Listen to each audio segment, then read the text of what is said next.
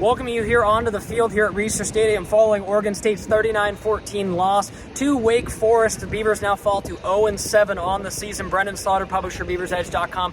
Joined by Beavers Edge, senior writer Ryan Harlan and writer Brogan Slaughter. We're coming to you guys following this, well, just beatdown was really what it was today. I mean, you talk about a game that was never really in doubt, a game that Wake kind of controlled from start to finish, and we'll kind of be diving into everything. Ryan's got a great column coming up at BeaversEdge.com. Brogan and I have takeaways. But just first, guys, let's go ahead and talk about this. 39-14, the Beavers came into this game 0-6. The pressure was on to, not get that seventh loss and be officially mathematically eliminated from the postseason, have something to fight for in the second half.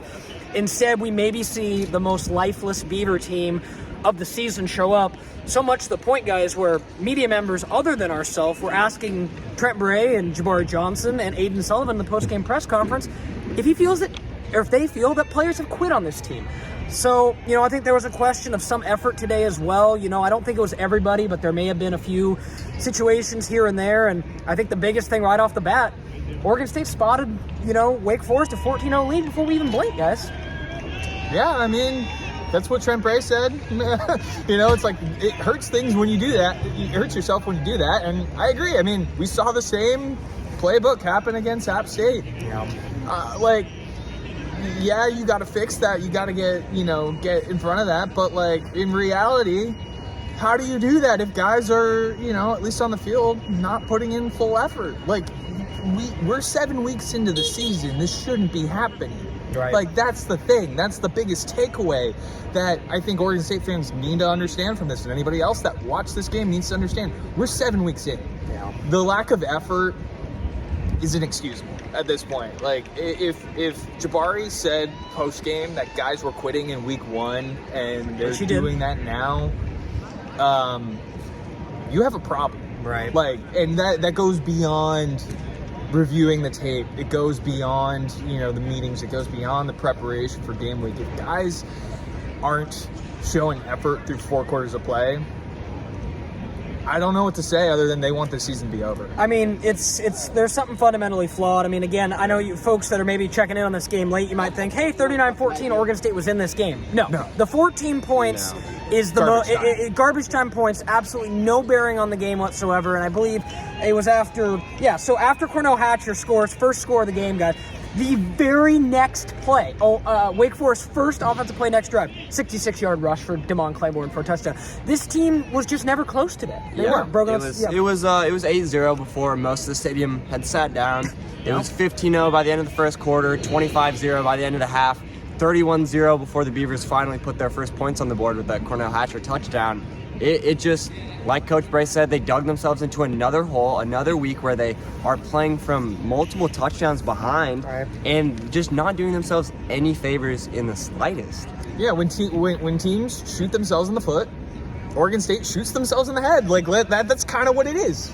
Brenden, that's exactly what it is. It seems to be these mistakes compound over the course of the week. We've seen this team show flashes of brilliance, yet today they regress significantly to what they were against Cal and Fresno. It did feel offensively like against Cal. You talk about Oregon State, they went with Malik Murphy. Malik didn't quite have it today. They went with Jabari Johnson. Even his numbers are not tremendous by any means. So Oregon State, Trent Bray talked about it. I doubt they're going to make a change, but they're just trying to get anything that works offensively. And it just didn't in this game. And I got to credit Wake Forest defense. Jake Dicker obviously has a good squad on the defensive side of the ball. But not to, mince words, I think Houston's defense is better. And Oregon State showed more. So that goes back to what we were talking about. Was everybody on this roster all 100% engaged for today? Based on some of either the no response from Aiden Sullivan, the Bray not sure but not 100% saying no, and then Jabari pretty much saying yes. Sometimes you let the players speak it for themselves, and they say it the best, right? You can't say they were. Going in the game, we found out late Wake Forest was going to be without their starting quarterback, Robbie Ashford, bringing the backup, and didn't change anything in the slightest for Wake Forest. They were able to basically get whatever they wanted. They were throwing the ball over the top just like every other team that the Beavers have played this year. The Beavers racked up the most penalties they've had since going back to that Fresno State game for probably, I think, 9 penalties, 80 yards, something in that range. And they were sloppy and they weren't consistent. And like we said on offense, we saw Malik Murphy go, I think, 13 of 30, and Jabari Johnson rolled in there for maybe eight attempts. And there's a saying that goes, when you have two QBs, you have no QBs. And right now, I don't know what the answer is, but they need to be consistent. They need to stick with the guy to help limit what Jabari said in the postgame, miscommunication issues between the line, the quarterback, the play calling, leading to the false starts, the extended time in the huddle, and just the overall confusion from the offense as a whole. Yeah. I mean, for Oregon State guys to be this out of sorts offensively in week 7, I think it kind of underscores what Ryan and I have talked about, the lack of an offensive identity for this team kind of throughout the year. And I think now you got to do some real soul searching. Like, you know, regardless of how far-fetched you thought it was, bowl game's gone now. You got 7 losses. Like, there is very little to glean from this year other than the fact that you play an FCS team in Lafayette next week and have a currently winless Sam Houston team as well. But, I mean, this does kind of feel like a new kind of low. The fan support wasn't tremendous today outside of the students, and even they bailed. By halftime, you saw maybe 10,000 people left in the stands. Yeah. Oregon State just needs something positive. I'm not trying to jump on the negativity train, but they just need something to get off this schneid, guys, because it just keeps getting worse. Yeah, I mean, the saying is winning cures all in football, right? And, like, I mean, if Oregon State had a win in any of those games that they lost in the way that they did, this is a different conversation we have against entirely, right? And even if they do win next week against an FCS team in Lafayette, we're probably also standing here having a different conversation about this group, where it's, they finally get the monkey off their back. But, like, the one thing, though, that I am still a little unsure on, even if that makes things better, is if it's really an effort thing, like, how do guys respond the week after if they do? You know right. what I mean? And that's more of kind of telling from this big takeaway from this press conference. Absolutely. And again, Oregon State falls to Wake Forest 39-14. The Beavers will be back in action next week against Lafayette. It is